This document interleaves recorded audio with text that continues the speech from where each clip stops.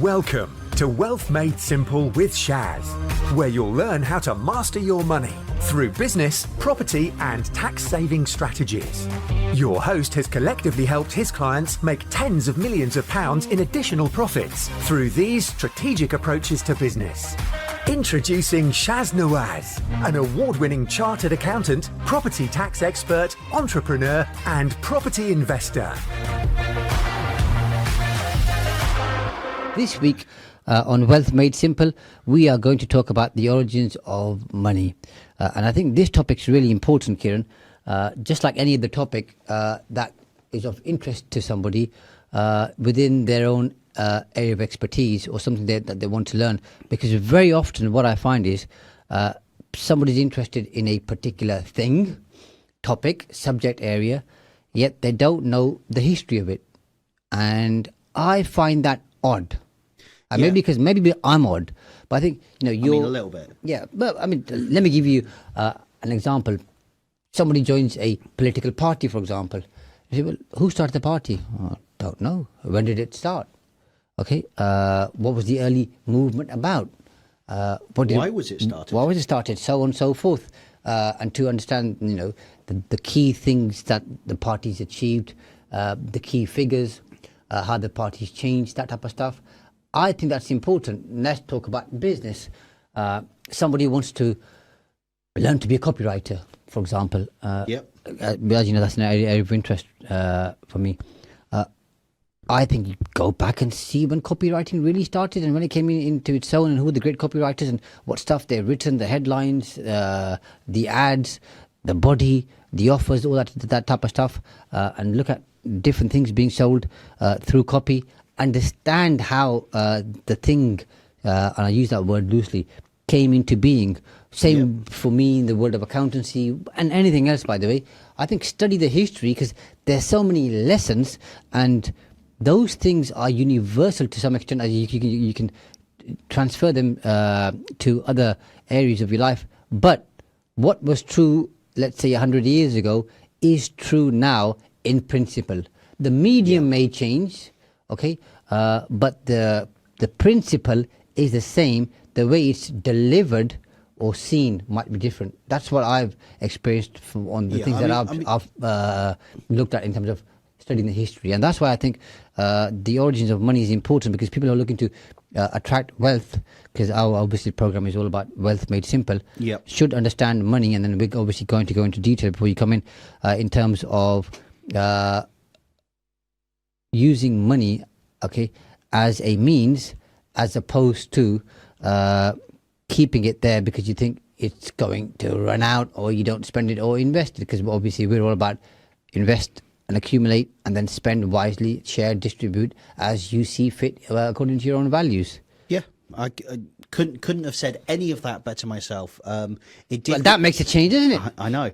It did remind me of my dissertation that I did on the history of theatre and where that all originated from in conjunction with this.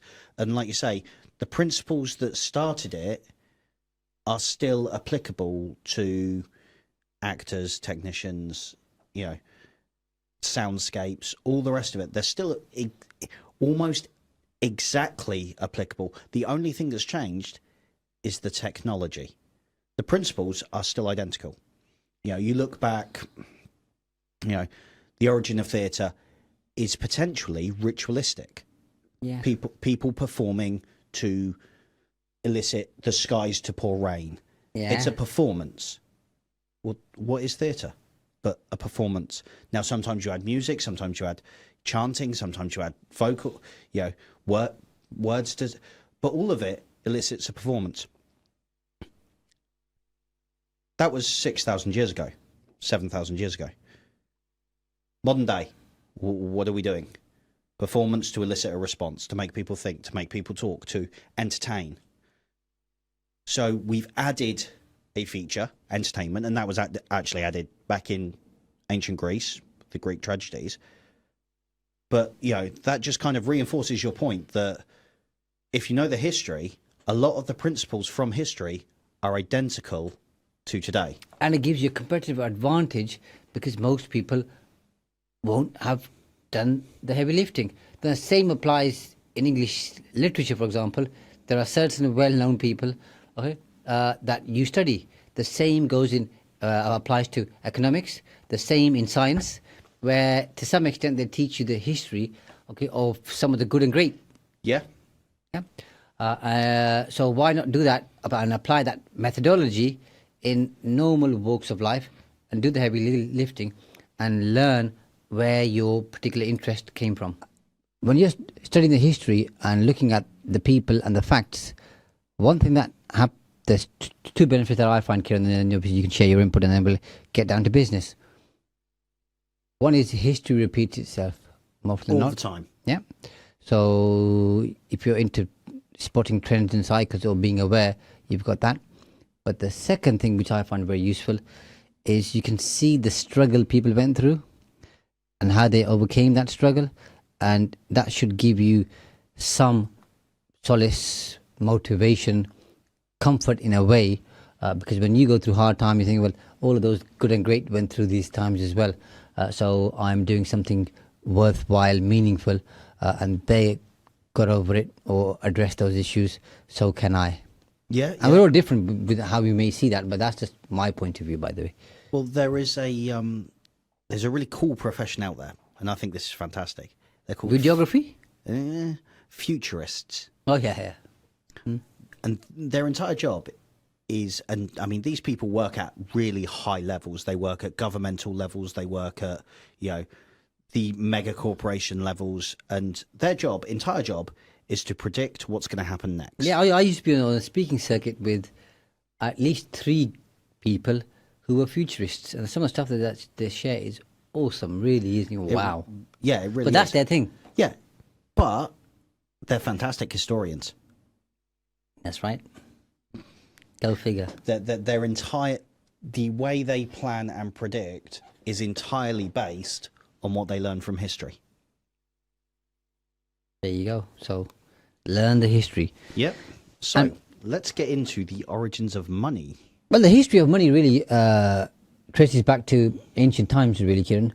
And it's evolved as humankind and civilization has evolved, and it started as one thing, and then it's moved on to something different. And I think today it's fair to say most people would see it as a means or medium of exchange. So you can buy things with it or invest it, which we like to do, but let's just keep it simple. But actually, it's still principally the same thing as it was right at the beginning. That's right.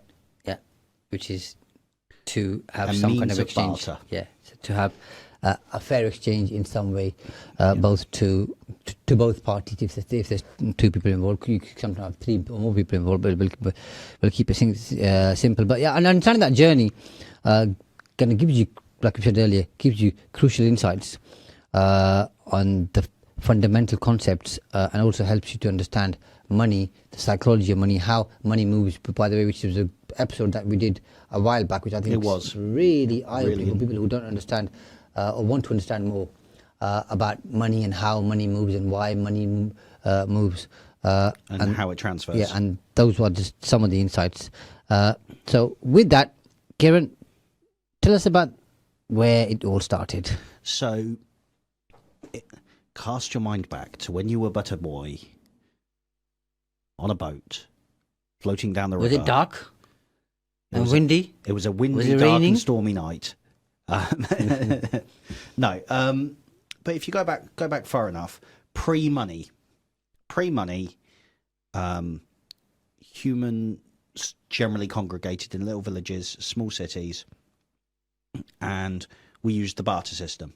I'll give you 2 oxen for 3 sheaves of wheat, or whatever it is, and that created certain imbalances in the economics of the day based on how good a negotiator you were.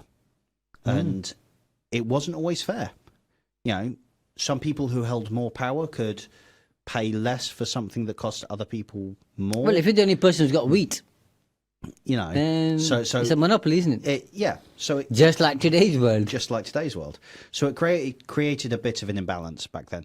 So we lived through the barter system as different little human settlements and colonies. And then we get to ancient Mesopotamia, often referred to as the cradle of civilization. And they had some fantastically rich and fertile lands that spanned quite a distance. And that was where we kind of started to develop as a more complex societal structure. And for anybody who wants to know where that area was, North Africa. somewhere between the Tigris and Euphrates? The Euphrates rivers. yeah, you see, I'm just making sure you've done your research. Yeah. The Mesopotamians, sorry, double M there. They were one of the first civilizations to develop weights and measures, so that everything had a recognized, coordinated, And agreed, understood, an agreed approach, amount. basically. Yeah.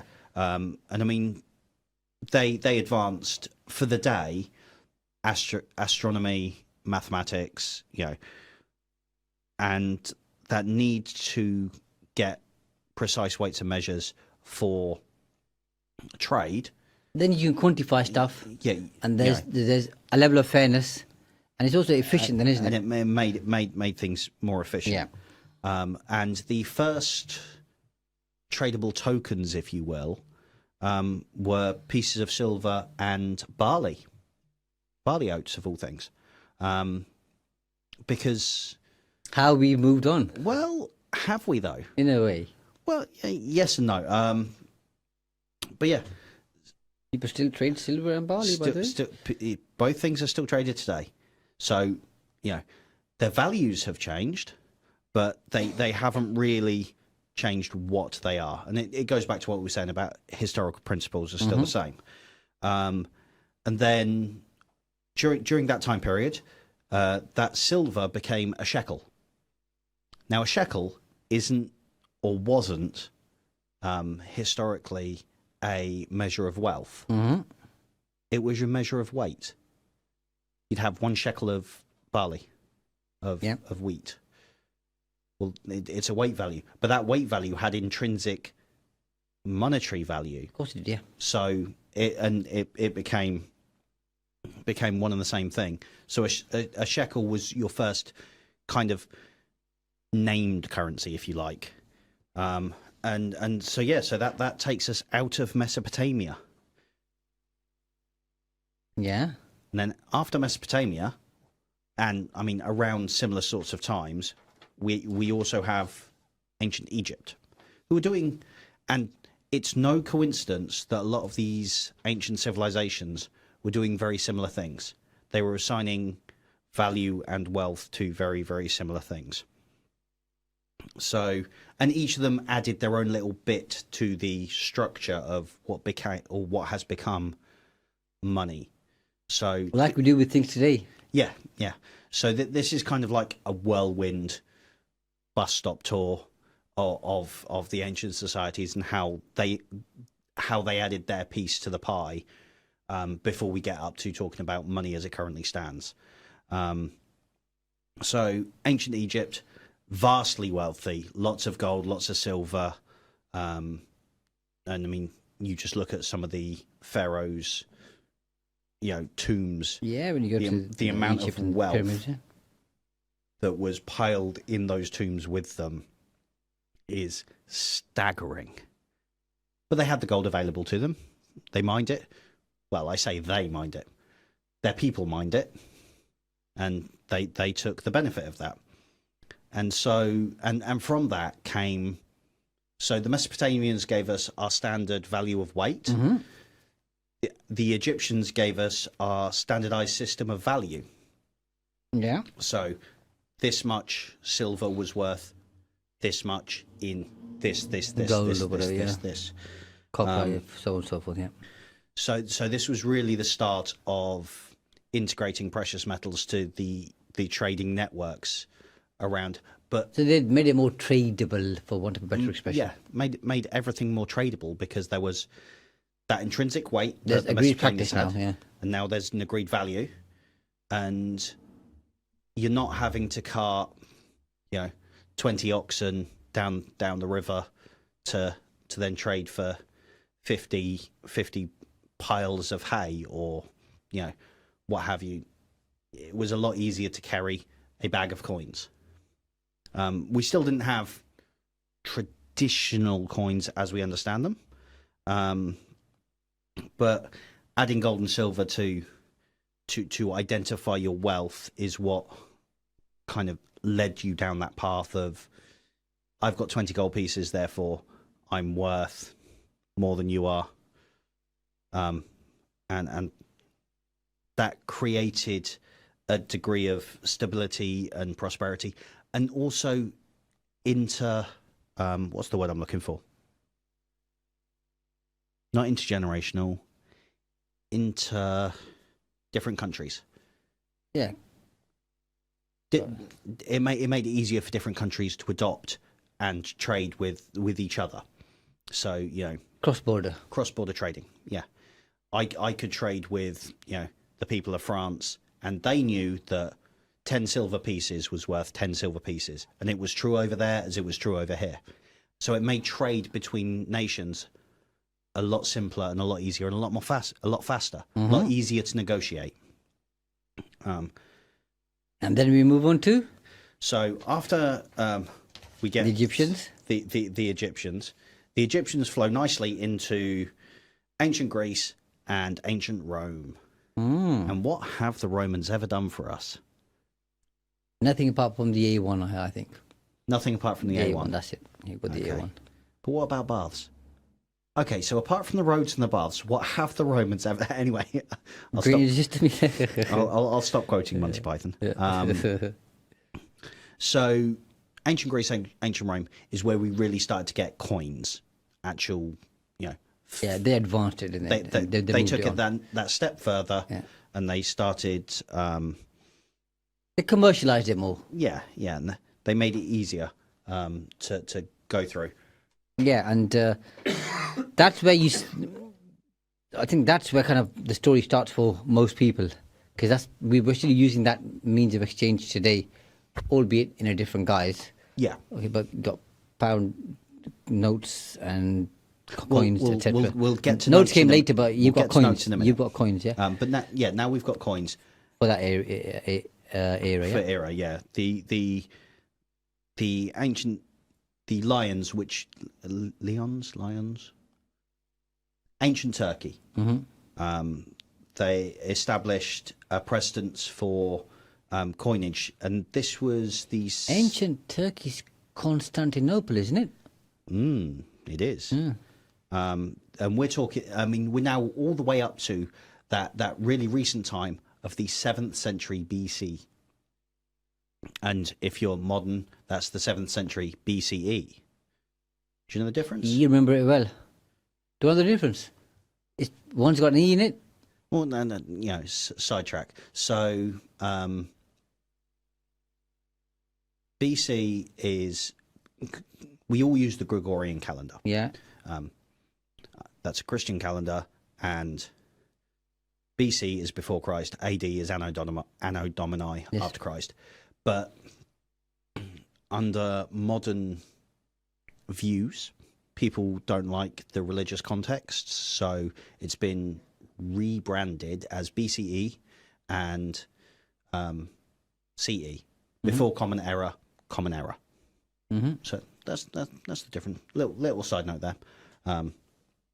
But anyway,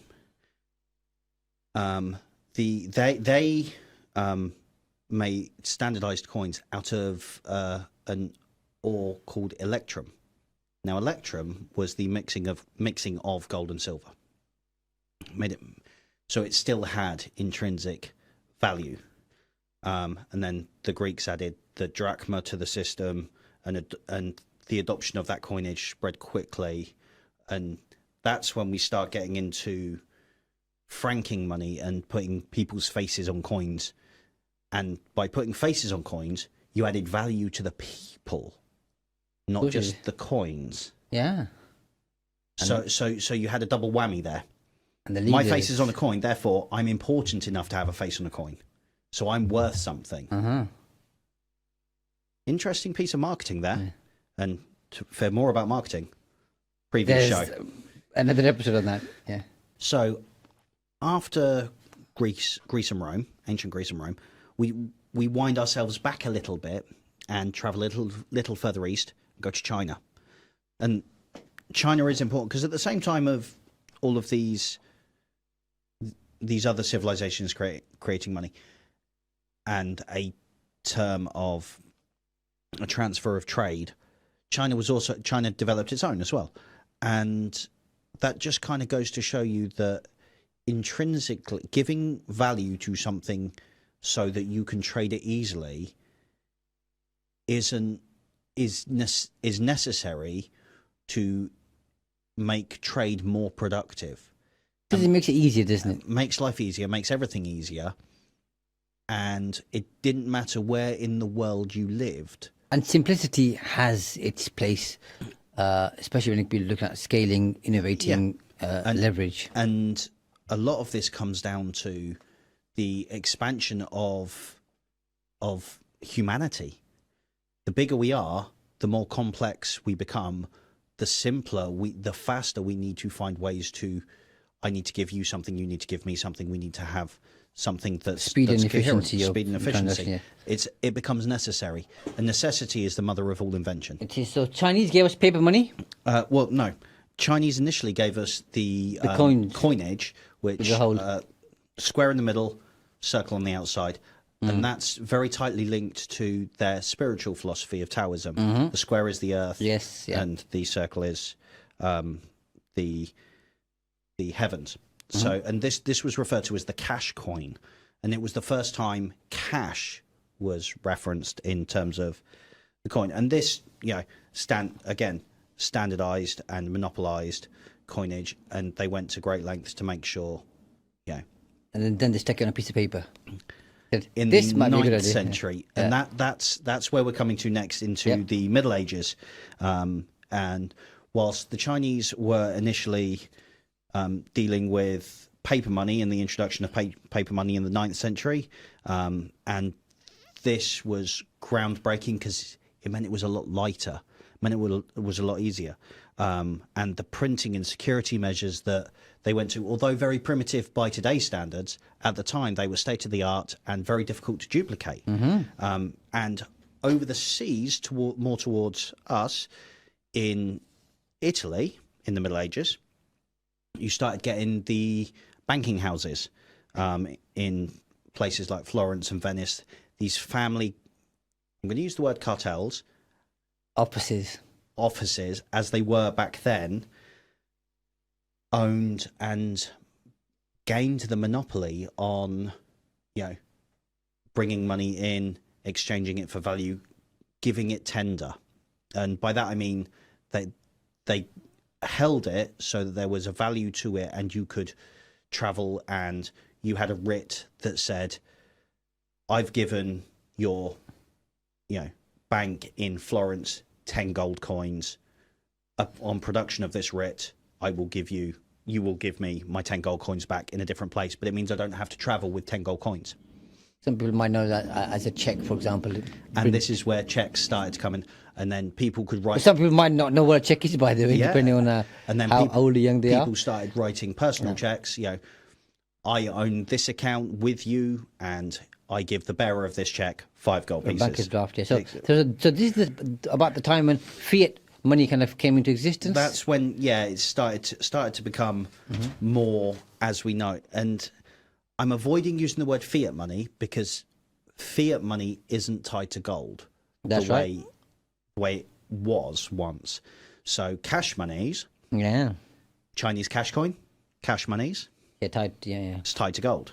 It's tied to the value of gold. And that was It made a lot of sense, by the way.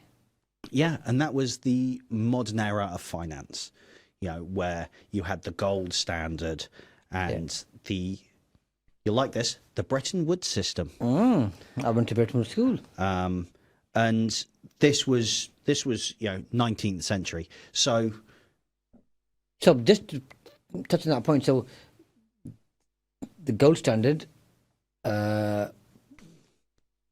governments moved away from that to some extent. Yes. And so now you're relying on their trust and credibility as opposed to what they've got in their back pocket. yes. But as you can see, that we go from ancient China, 9th century BC, the invention of paper money, and the banking houses in the early after the Roman Empire, etc., and nothing really changes for the next couple of hundred years. And when I say couple of hundred, I mean nothing changes until the 19th century. Few hundred years. Few hundred years? Well, I mean, how long ago was the Roman Empire? Yeah, over 1,000 years. So nothing changed for almost 1,000 years. That's how efficient this process is when it's valued against something that has a value. And the lesson here also, Kieran, from my point of view, is when you find something works, you just rinse and repeat, Yeah. just do it. Unless somebody wants to come up with a different and better way, which we're going to talk about right at the end here, something which is more popular or has been more popular in the last 10, 15 years, which is looking to replace But money as we know it. But fundamentally, but if it works, just carry on. this has And it worked, worked, didn't it? Yeah, and money has worked as so. So if anybody wants to learn about the gold Bretton Woods standard. system, they can obviously research that, and obviously the gold standard, which you don't have it in the UK nowadays. But But fundamentally, there. I'll give you a short version, the truncated version. Gold has a value. The value of that money, the value of that gold is equal to this much money. This much money is what is valued against the gold, and the economy is based on the country has this much money and this much gold, and that's it. unless you get more gold, then you can print more money. But and then because obviously, and again, we talked about this when we did the episode on money and how money moves. Yeah. Any pound note, okay, and other currencies too, says I promise to pay the bearer upon demand. Upon demand. But what are they going to pay you if there's no gold? Take a £10 note and they'll give you another £10 note. Well, you're not paying me anything. You're just exchanging this a similar, the same note, just with a different number on it and printed at a different time. So that promise is again based on trust and credibility, depending on how stable a government is. And this is where we transfer into fiat money. Fiat money is based on not on gold like it used to be. It's based on the trust you have in the institution that printed it. And then they start printing money because they need more money, and then something called inflation comes in their way. And this is where inflation and devaluation and delineation starts happening. And then to control inflation, they might increase interest rates. Does all this sound very familiar, Kieran? It was happening in the last 2 years. Yeah, and this is what we have in today's day and age. Primarily, is the fiat system. So we cause the problems, then we try and fix the problems. And the problem is caused because we've decentralized the value of money against gold, and that's fundamentally what the issue is. We no longer have enough gold to subsidize the amount of cash in flow. Yeah, and therefore we've got to trust the government that what they say that is worth it. It's a value of trust. That's what fiat is. And when things are all good, it's all good. When things are not so good, It's not so good. you have a problem. And so this is also how countries get into debt, because something that you hear a lot is, oh, the UK is however many billions or trillions in debt. Yeah. In debt to who? Well, in debt to the central banking system, because you made your gold you made your money fiat rather than gold Then standard. they borrow money, yeah. So you could borrow money. So you could generate more money. But by generating more money, you devalue the money that you have, so it's not worth as much. So when you go to the global scale, the economics are slightly different. But internally, that's where we're at. And that brings us all up to date to electronic transfers, digital money, online banking, and cryptocurrencies. Blockchain, crypto, yeah. Blockchain, cryptocurrencies, which I won't talk much about that. we won't talk much about. There's plenty of information available out there, and some interesting. And it's worth looking into, and I would advise crypto. anyone who's interested to do their I think research. There'll be some interesting stuff happening with crypto in the next 5 years, for sure. Yes. Well, I which think is in my area, as you know. I think because if again, side note, if you're inclined to do so, research not Bitcoin per se, but blockchain technologies. Yeah. Hexgraph, Ethereum, what they are built on and why they're so secure And again, why they work. learn it, know it. And learn it. Because these are decentralized, and I promise you regulation is coming. And how many people, on that note, actually invest in things that they neither understand nor know the history of? Well, I mean... And that would be madness to some people, wouldn't it? Oh, how can you do that? But well, I mean, there's a whole economy on, on trading pairs of, pound versus yen, pound versus dollar, dollar versus franc, euro. Sorry, Euro, yeah. Showing my age there. Yeah, and so there's a whole economy on base pairs of currencies being traded based on their intrinsic value at the time. If one goes up and then another and goes other down. items as well, precious metals, so on and so forth. Yeah. Yeah. But if you don't understand why the currencies have the value they do, you can't look at a country's economic point and accurately go, well, based on what I know about what money is and how money is created, why it was created, where it comes from, I can look at a country, I can go to a country, and when I say go to a country, I mean look at the country from an economical standpoint, and I can judge fairly accurately whether I think the pound will be stronger within time than their currency. And that's not investment advice, because I'm not telling you which currency I'm picking or why or where. But as a starting point, it's a fantastic place to start.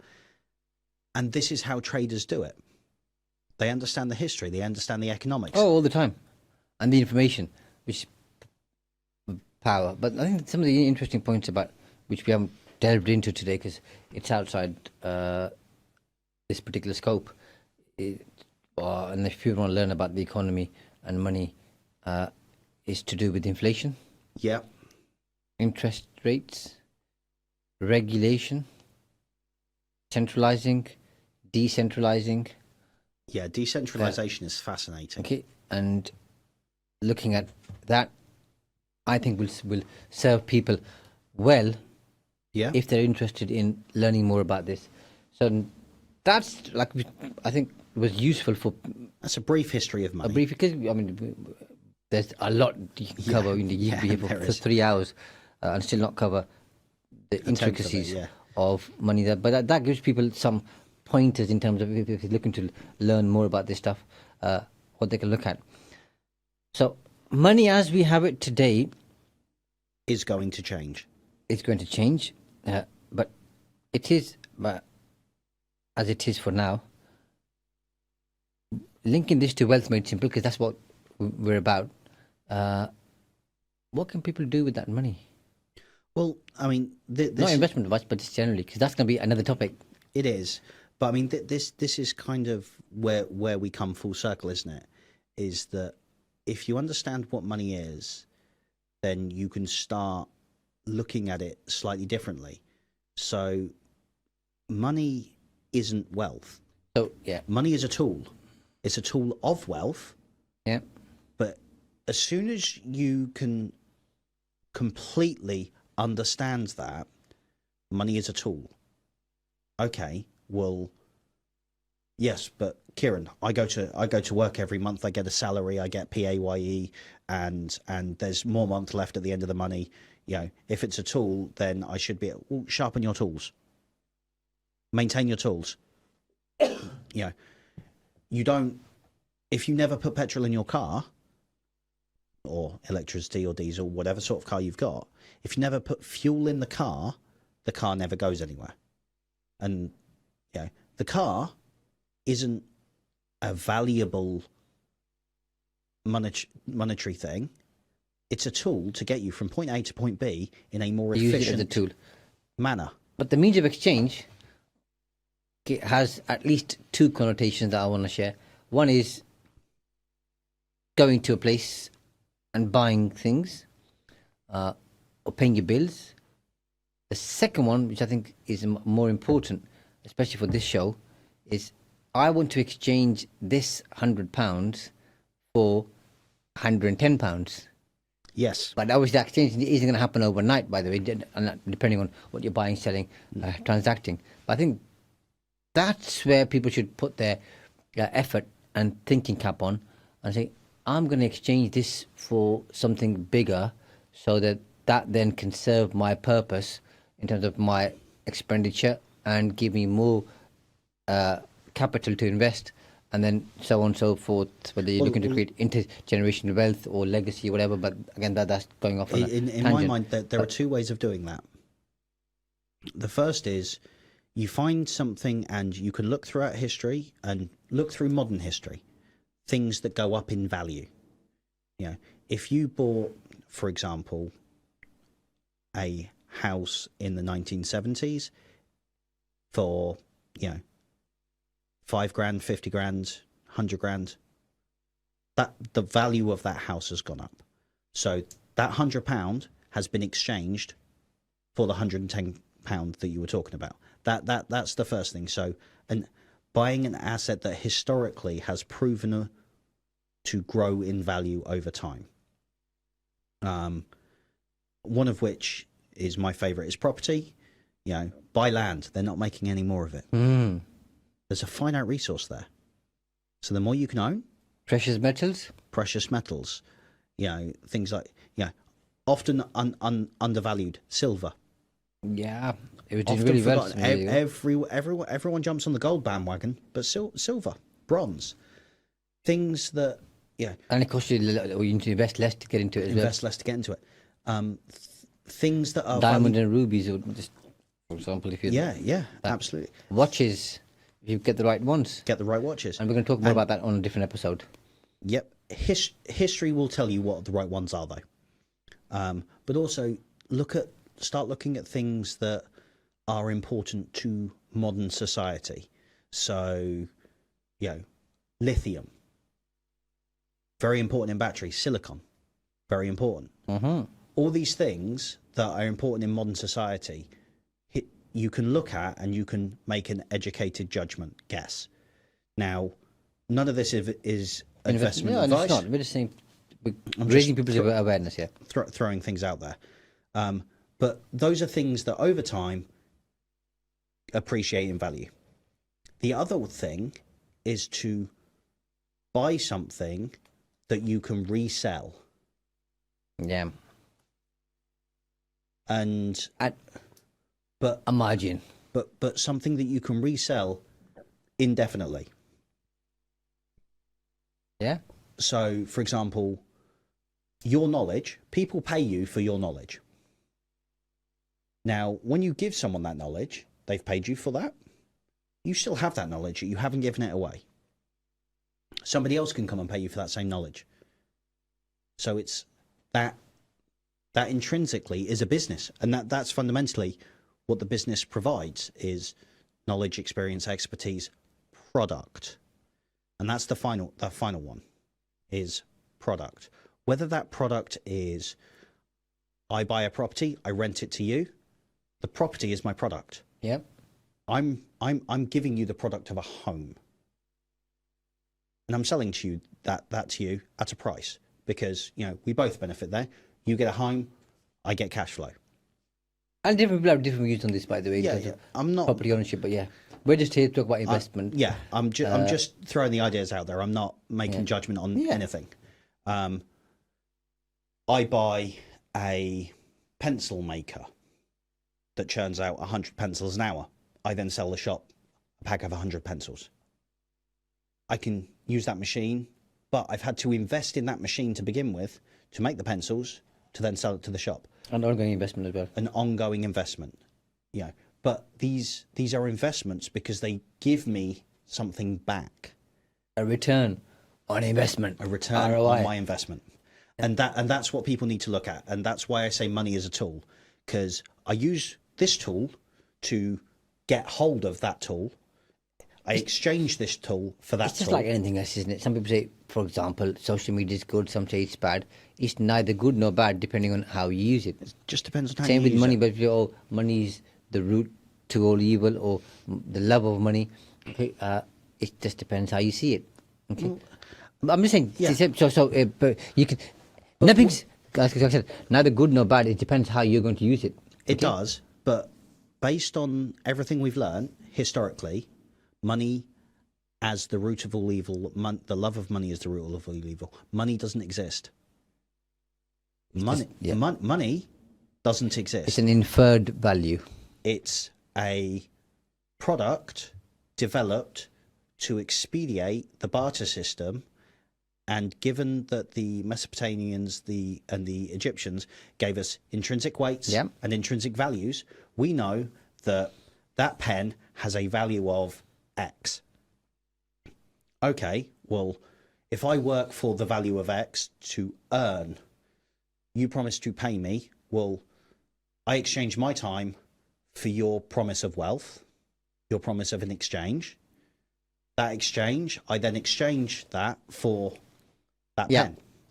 And so all money is, if it's anything at all, is an expedient way to exchange one thing for another. We've gone full circle on me here on this, And that money is the intermediary tool. And it depends what you want to exchange it for. Yeah, but it's the intermediary tool. Yeah. It doesn't actually exist. And we're obviously here to advocate that the exchange should be some kind of a return for you, okay, which benefits you, okay, and your family and your loved ones, and whoever else you want to include in that circle, and that's where it really gets interesting.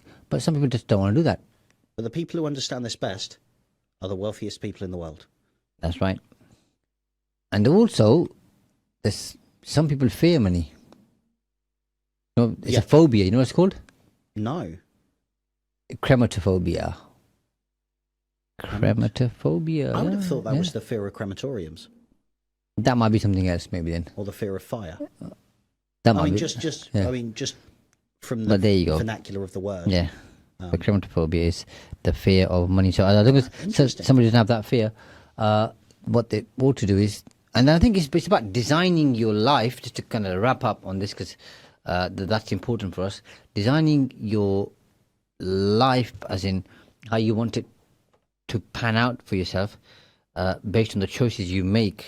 As in, do I today want that thing, or am I willing to wait and invest this and let the investment then pay up to some extent, and then pay for that thing, and I've still got the capital there, and the capital will keep growing, and then I'll get that thing, and another thing, and another thing. And that's called, in my book anyway, discipline, patience, and perseverance. But people don't want to wait for that thing in today's society. I want it because now. They want it now. Yeah. Patience is important. And they pay more for now, don't they? Always. Which, in my days, was if you wanted it now, you had to pay extra. If you know what I mean. Do you remember? Yeah. Huh? And this is kind of where we, like you say, come full circle. If you view money as a tool, the way we've been discussing, and like you say, you buy an investment to pay for that thing rather than just pay for that thing, then that's great. If you view money as a tool, it makes negotiating with your boss about a pay rise a lot easier. Because now you're negotiating for a better tool. You're not negotiating for more money. Don't try that anytime soon, Kieran. But, well, this has been an interesting topic. We've talked about the history very, very quickly. and then seeing money as a tool, as a mechanism, and a means of exchange, and then you want to spend it on something, or you want to invest it and get a return. That hopefully will give people some insights. Thanks for listening to Wealth Made Simple. You can follow and contact Shaz on the Facebook pages Entrust Property Tax and The Profits Wizard. You can also find Shaz on LinkedIn, YouTube and Instagram. Alternatively, email him at shaz@aa-accountants.co.uk. Build your wealth by mastering money.